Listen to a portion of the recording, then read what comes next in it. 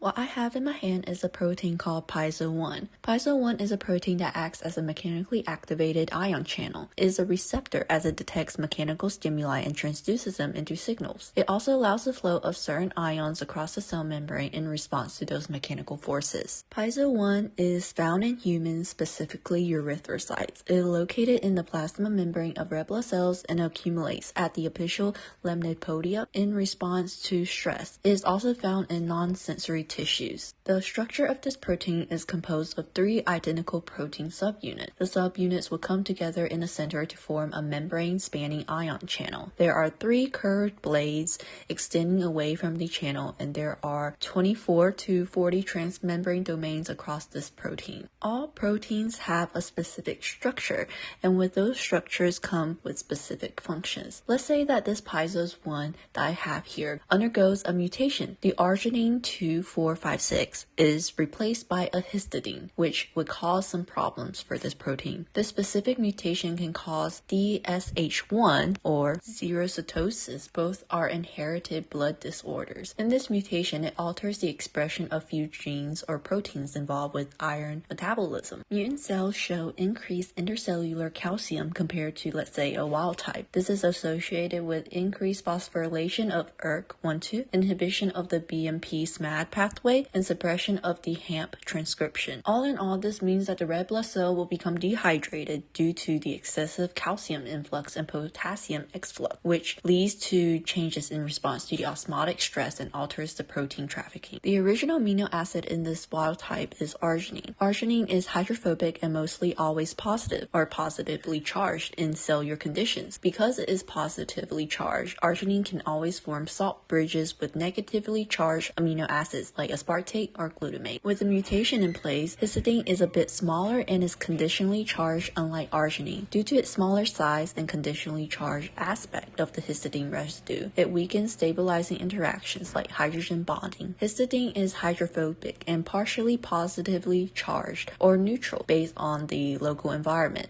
This means that it can only sometimes be positively charged, leading to weaker interactions. Histidine can form hydrogen bonds, but fewer and less stable compared to arginine. This mutation would make Piezo1 more sensitive to pH changes, which affects the ion channel function. To further explain the effects of the mutation, hereditary xerocytosis is an autosomal dominant hemolytic anemia characterized by primary erythrocyte dehydration. The erythrocytes would display decreased total cation and potassium content that are not accompanied by proportional net gain of sodium and water. This causes patients to exhibit mild to moderate hemolytic anemia. Patients with DSH1 demonstrate low levels of hepcidin and increased calcium influx in erythrocytes and increased cation permeability. Patients may also exhibit perinatal edema and pseudohyperkalemia due to loss of potassium from red blood cells. The course of DSH1 is associated with iron overload. To go into how this protein is made and why the earlier statement of unique structures